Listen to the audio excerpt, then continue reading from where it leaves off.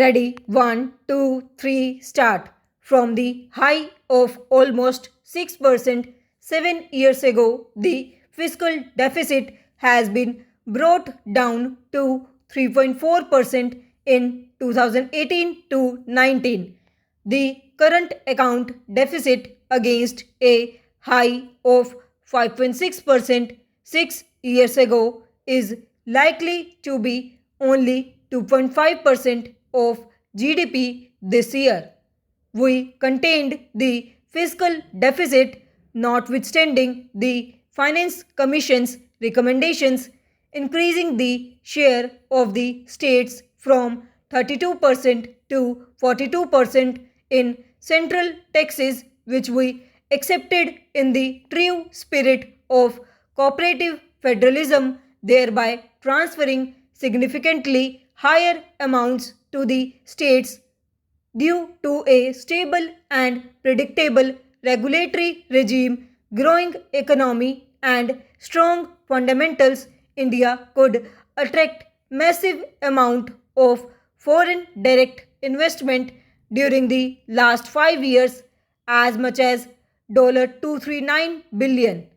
This period also witnessed a rapid liberalization of the FDI policy, allowing most FDI to come through the automatic route.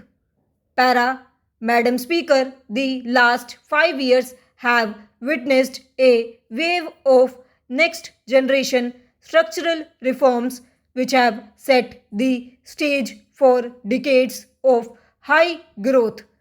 We have undertaken path breaking structural reforms by introducing goods and services tax and other taxation reforms.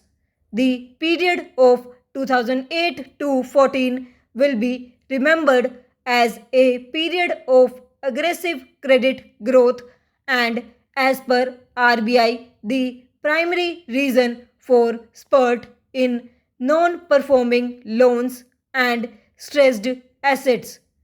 Outstanding loans of public sector banks ballooned from rupees 18 lakh crore to rupees 52 lakh crore during this period.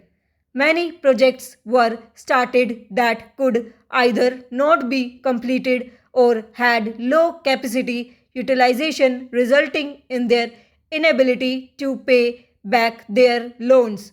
There were high stressed and non-performing assets (NPAs) amounting to rupees 5.4 lakh crore in 2014.